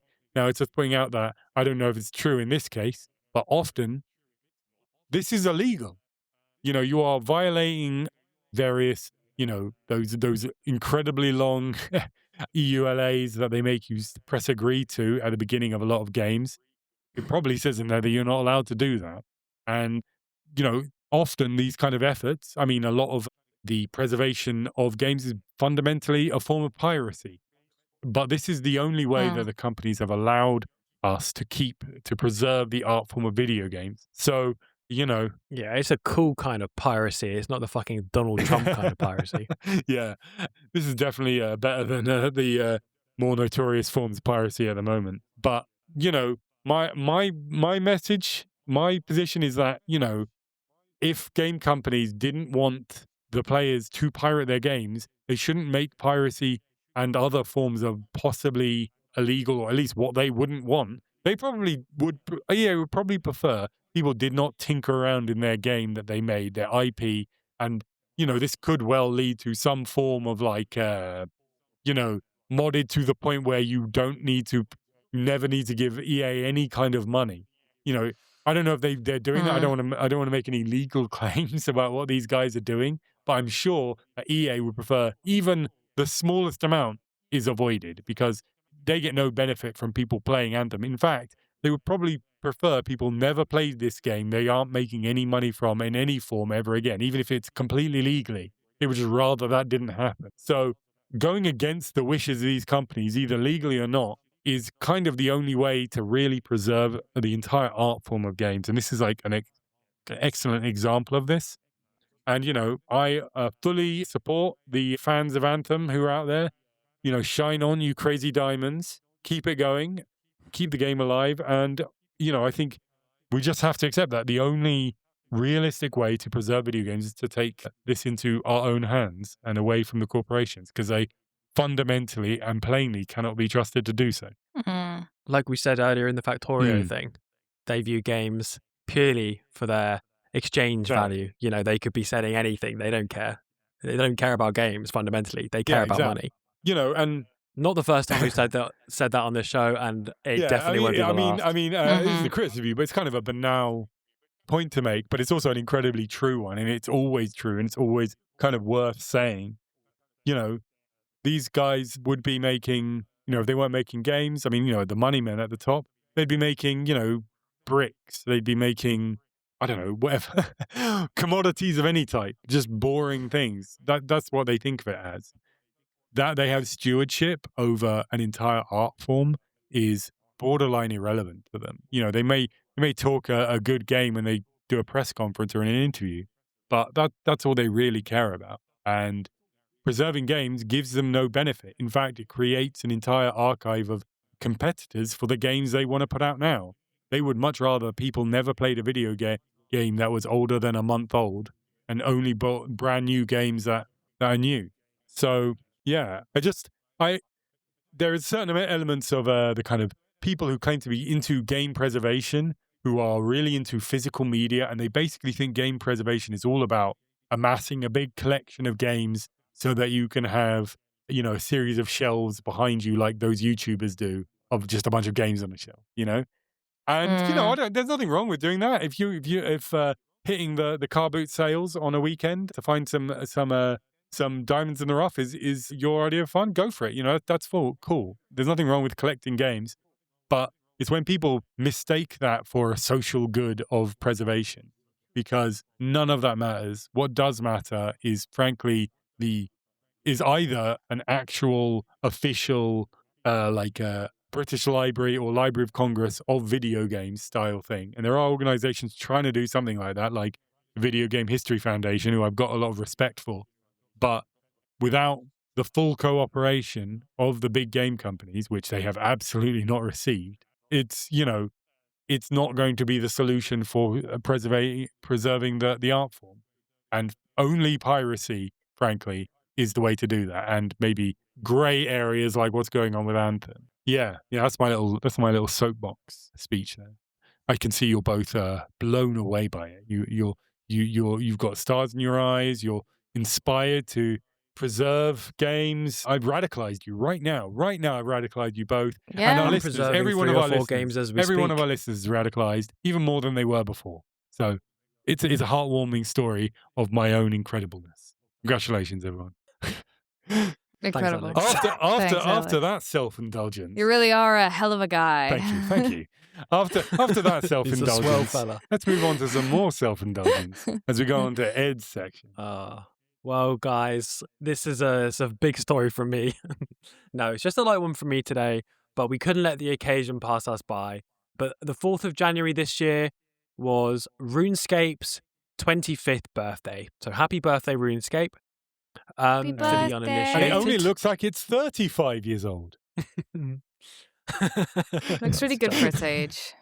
RuneScape is an MMO, or kind of it's several MMOs, depending on how you count it, developed by Jagex. I'll give you a little rundown of the history of RuneScape because I can, and you can't legally stop me. The game was originally developed by Andrew and Paul Gower from their parents' house in Nottingham 25 years ago. And they put out a game back then on the 4th of January that we now call RuneScape Classic. It began life as a multi-user dungeon, a mud called Devious Mud, but by 2001 was playable as a beta called RuneScape. It was originally a very low-key project built by the two brothers, to the extent that some of the early sound effects were just recordings of their mum around the house. Frying food, for example, was the original cooking sound effect. And they formed Jagex as a company later that year.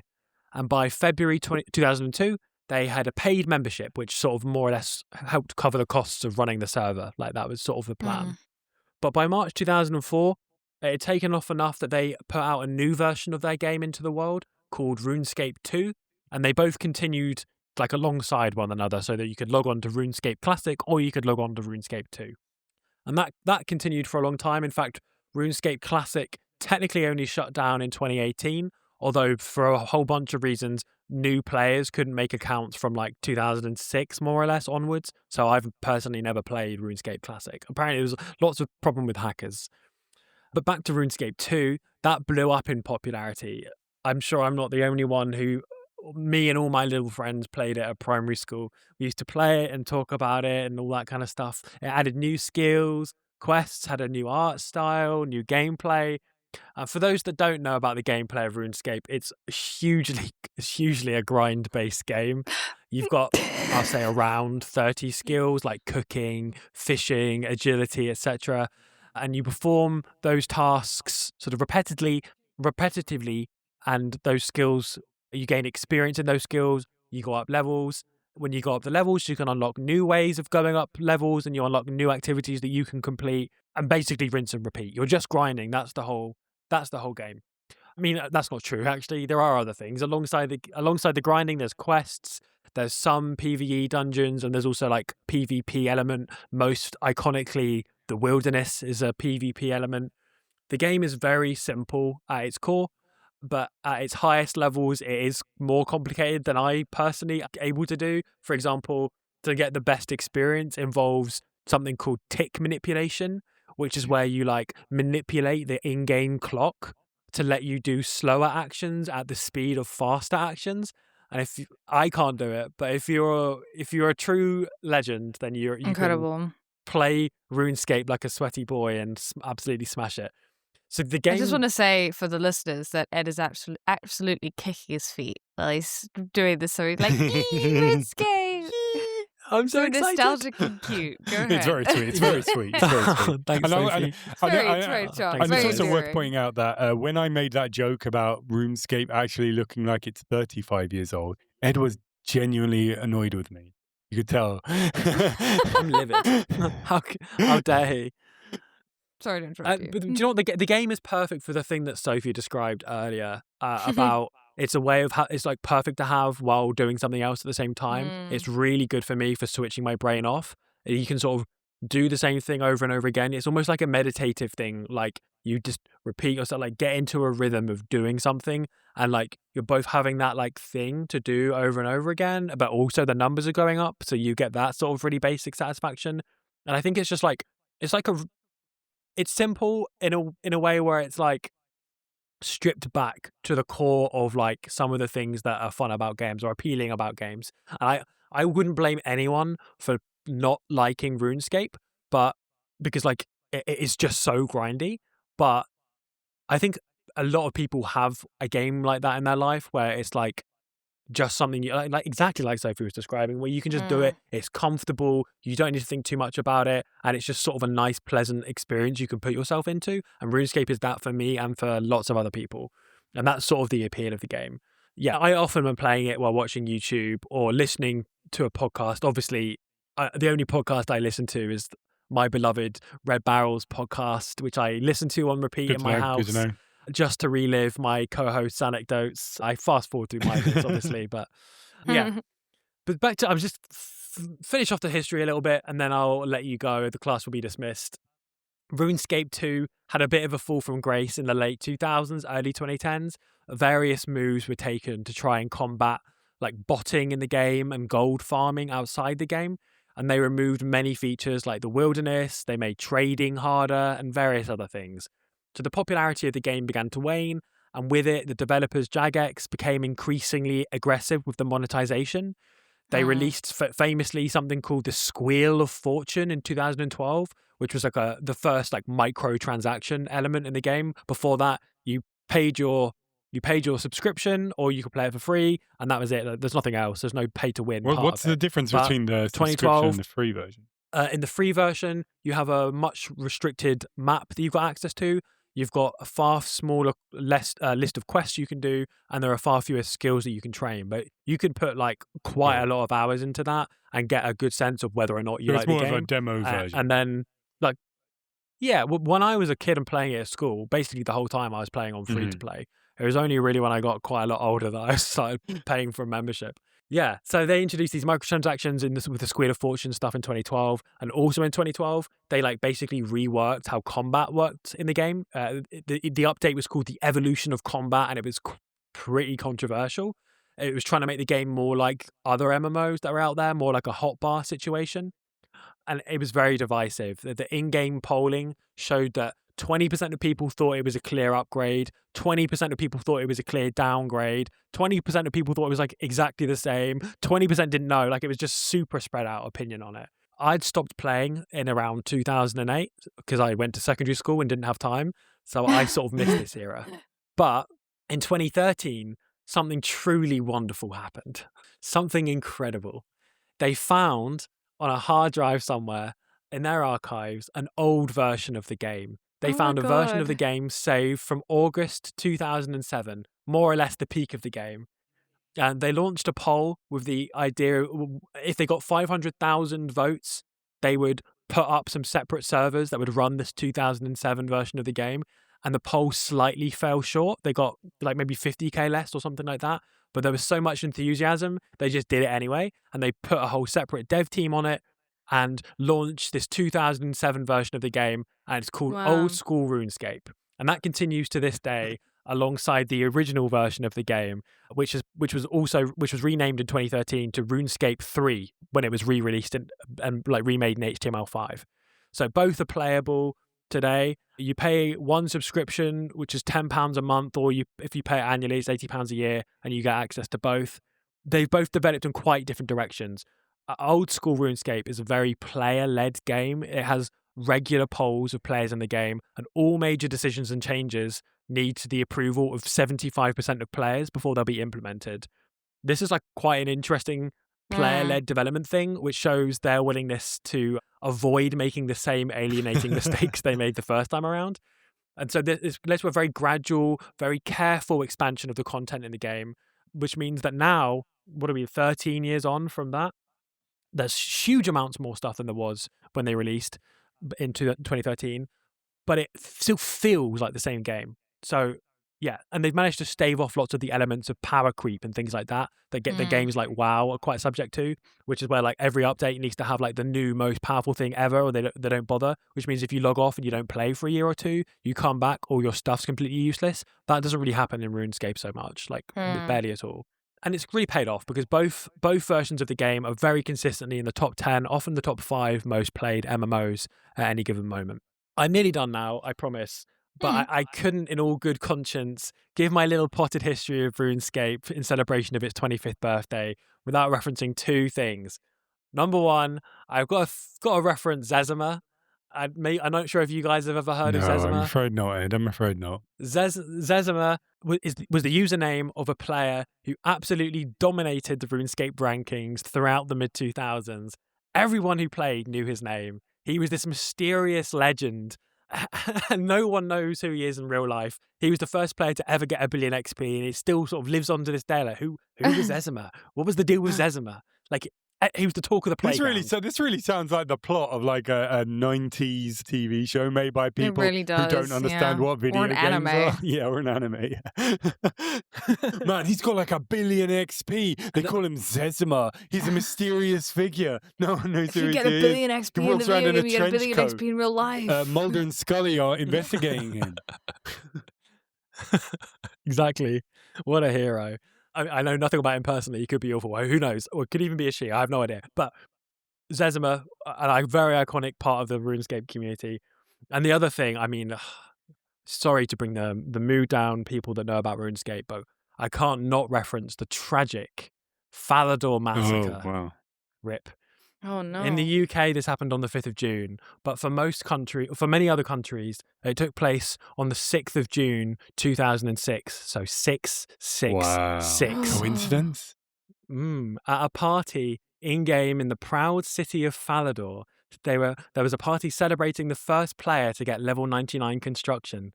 And then disaster. Too many players in one place led to the game crashing. And the tragic impact of this was that several players, including the notorious Durial321, gained the ability to kill other players in the overworld, something that can normally only be done in the wilderness or in other special minigames. Nobody knows how many people Durial massacred that night, but it took Jagex over an hour to respond. The poor victims were defenseless. They still couldn't fight players outside of the wilderness.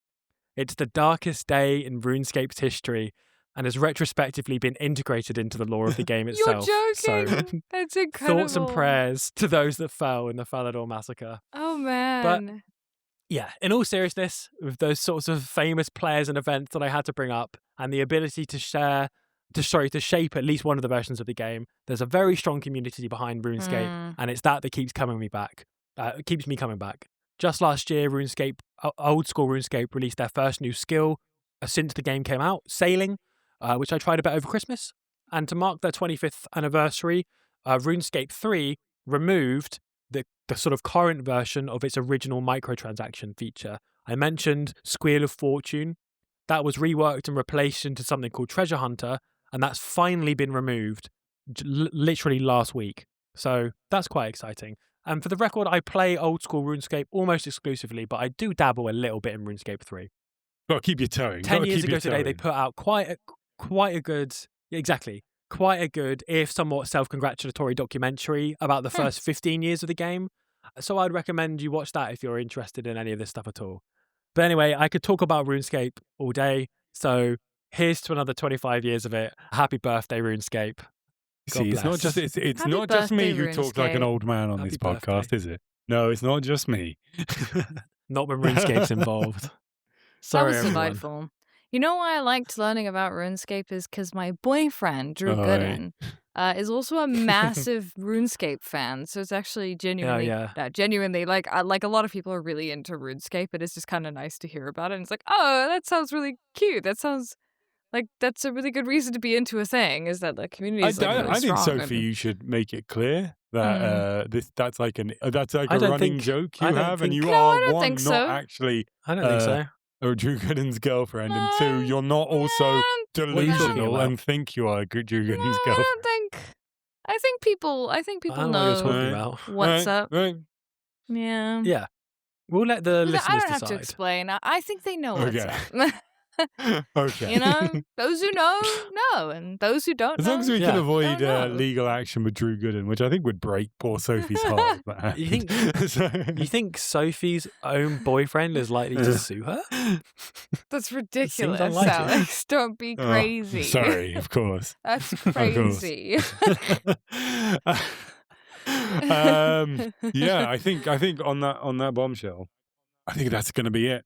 It's going to be it for the podcast today. Don't worry. People are gonna start thinking that you're a Top Gear fan. You know. Look, that's not true. I'm taking On that this. bombshell. I'm taking On I'm that taking bombshell. this from Dominic Diamond's Games Master show, where he also would say on that bombshell at the end of every episode in the 90s, and then Sure. Jeremy Clarkson stole it. He stole it. He nabbed it. Just Uh-huh. like I don't know. He's done all sorts of terrible things. So yeah, I mean Dominic Snapped Diamond. a lot of things. I I'm don't sure. know about Dominic Diamond's politics. I mean that Games Master show probably doesn't hold up terribly well. I think it was pretty sexist. But you know, he's not Jeremy Clarkson. So he's who I'm choosing to emulate. All right, Sophie. Okay. And on that bombshell, that bombshell. And on that bombshell.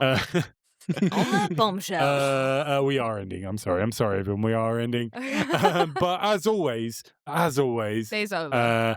we desperately beg you. there were 3 bombshells on this podcast. Oh, wow. Let's go. Let's go, boys. Yeah. Take that an advisement. But as always, we do beg you. We desperately beg you to tell your friends about the podcast, share it on social media, review us on all the various segments. You know, leave comment. We get a lot of listeners on YouTube. Leave a comment. You know, make friends. Hang Everyone out with knows us. that YouTube comments are the best place. Literally midway through this podcast, I told my neighbor about it. So you guys need to buck your ideas up and get the word out there. Exactly. Yeah. But yeah, leave a comment on YouTube. Why not? It won't have been infected by the weirdos who leave comments on YouTube yet. One day it probably will, but for now, it's open and free territory. Just go wild. And you can also follow us on social media. On Twitter, we are at Red Barrels Pod. On Blue Sky, we are at Red Barrels Podcast. .bsky.social. You can also follow us individually through various means. Find us on the internet. Me personally, you can find me on at Alex Dean, DUIN, on Twitter, and at alexdean.bsky.social on Blue Sky. What about you, Ed? How can people find you? Well, you can find me at Not a Lemon on Blue Sky, and you can find me at Still Not a Lemon on Twitter, aka X. And Sophie, I believe you have a very prominent internet presence. Please tell us about it. I do. I stream on Twitch 3 days a week. Mondays, Thursdays, and Fridays. My schedule changed again because I study. At twitch.tv/SoFreely. Come and watch me. Come and hang out. It's a Thanks, good and time. Both me and Ed were hanging out in the stream. And I earlier didn't even today. ask you guys to I want to be there. clear. That's I didn't not even something you ask can guys to bank be. on. You're just here. We're not guaranteeing we're going to be there all the time. No. So that means you're free to No. go. I'm 'cause very you can rarely avoid there, us but it's quite always easily. always a pleasure. Oh, thanks. Yeah, and as always, the music that you heard was from Brilliant Drink. They're still great. They're still out there. They're still alive. They're still doing things, and they did that music. Congratulations to them, and congratulations to us for having that music, and congratulations to you, the listener, for having listened to this podcast, which is now over. Goodbye. Bye. Sorry. That's staying Let's in. go. You're not doing it again. Bye. No, Ready? you're not doing it again. That's staying in. That's staying in. That's staying in.